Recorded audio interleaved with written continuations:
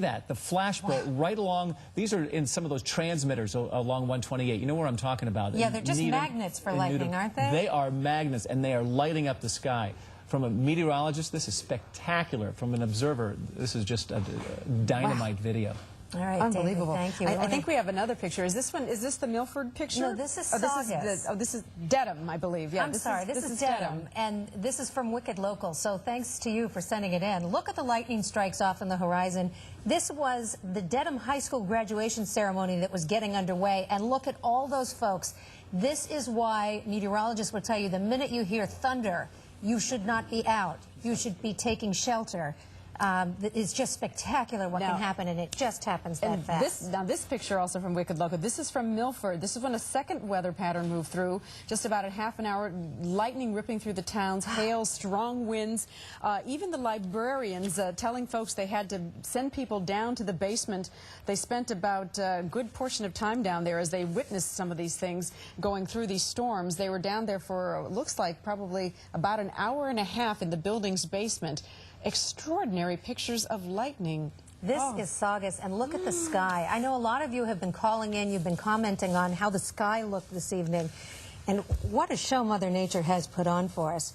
Again, you know, when you have these conditions that are ripe for tornadoes, you saw what can happen after this moment when the clouds can begin twisting and sucking in energy. But this is just, it's unbelievable to see. And we've heard stories all afternoon and evening long about the sky and the changing color of the sky. Sean Kelly telling us that when he was on his way from Channel 5 studios and headed out west to the Springfield area and Brimfield area, that the sky had so many different colors. At one point it was black, and at one point it was, you know, this dark green, and knowing full well that that was probably a tornado beginning to move into that area. So the sky has been quite a picture in and of itself today. Speaking of Springfield, let's go back to our colleague Ed Harding, who arrived there about an hour ago, I believe. Ed, and you gave us quite a show and tell. And you know, Liz, and that was just in the first 5 feet when I arrived at the McDuffie School. As we've walked around, it gets even worse. This is reserved parking, and here in reserved parking are two cars that obviously cannot move. One of them has this, I can barely lift this heavy cement brick, and I don't want to lift it, but that was thrown on top of the car. I'm going to move over to this gray car, and this is obviously not a part of the car.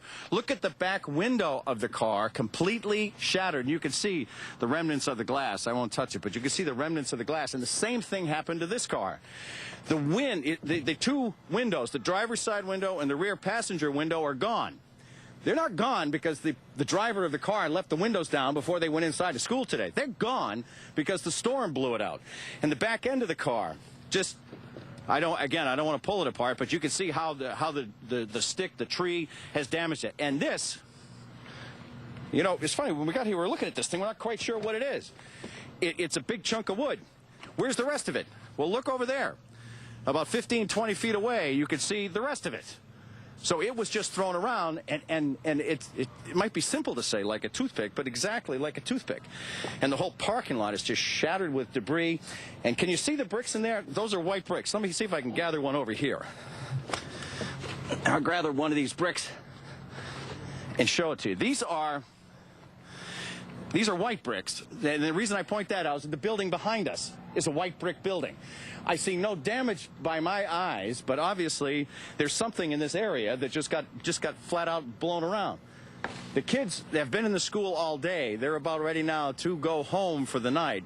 They're about ready to leave. In fact, we talked to a couple of them, and Liz and Heather, they were too shaken to come on television. They were uncomfortable about talking about what was going on. I mean, this is the destruction you can see in the parking lot here. You see someone is working their way through. How are you? Wonderful. Watch out. Is this your wire? It's ours. Did you weather the storm safely? We weathered the storm in excellent fashion. You are? My name's Ed, by the way. Ed, I'm Tom Addix. I'm the headmaster here. Tom, we're live on television on Channel 5 in Boston. Wonderful. Glad to see your face. Well? You are well. Yes, we are well. Your students weathered the storm? We did wonderfully. We've practiced emergency procedures for a long time. We heard the warning. We have radios that tell us about the warning. Sure. First it was a watch, and it became a warning. and we had a lot of kids around. It was the last day of classes, and we had The last day of classes Last today. day of classes. Classes were out. We had all the kids get in the basements just in time. And when the storms went through, you know what, Robert, can you show this behind us right now? You can see the kids are leaving. I'm sorry, we're going to try if we can. I know Okay. it's night. We're going to try to show the kids as they are leaving. But as the storms came through, what was the experience like? It was not what I thought it was. Normally on TV you hear the sound of locomotives. Right. It was loud. It sounded like heavy rain. Yeah. There was a tremendous amount of wind, but it wasn't that locomotive sound that would be so frightening. But it was very clear very quickly when the windows started popping out and doors were flying open and so on and so forth. I'm standing here, and we're hours after the event, and the destruction is devastating. Right. That's my word. Fortunately, there's no loss of human life, so that's Right. a good part. But on the other side, how quickly was it? Did it last? Did it seem like it lasted forever when you were going through it? No, it really lasted about 3 minutes. I mean, there were strong winds afterwards, and we were afraid to go out. But it came through very quickly, and then we had everybody secure, and then we sort of poked our heads out to see the skies were angry, and then we started watching the Weather Channel and stuff. We saw other groups of storms, so we actually got the kids in again. Sure. Into the basements, and we've been in the basement now for I don't know 4 or 5 hours. Well. And we've been watching the news to see when it got far enough away, and right now we're busing all our kids to a hotel on the other side of the river. Our thoughts and prayers are with you. Right. Congratulations. So anyway, we still don't know about graduation. That's what's scheduled for Sunday, so we'll have to take one day at a time. That's here. all right. You know what? Taking a look at this, I hope that's not one of your cars, by the way. Well, mine's the truck over there, so. Well, Tom, thank you so much. I appreciate it. A lot of damage here. I appreciate it. All right. Well, you've gotten a first-hand account of exactly what happened here as they went through the storm, and we're looking at the devastation of it. Listen, Heather, Right, we have a truck overturned. it's not a over pretty there. thing. Well, you can just imagine those kids. They're just now leaving. They've been at that building, probably since 7:30 or 8 o'clock in the morning when school started, and now here it is almost 10:30 at night. What a traumatizing experience, especially on their last day of school.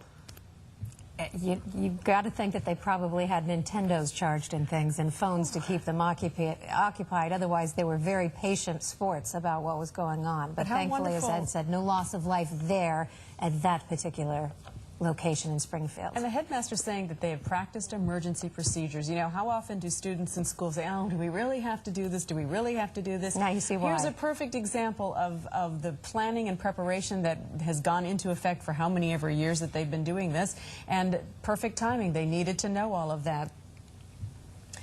Let's bring Susan Warnick into the picture here. She's been with us all throughout the afternoon, too. Susan, now that people are going to start evaluating what they've lost, and we certainly saw a lot of property damage there in Springfield with Ed, what do they need to know?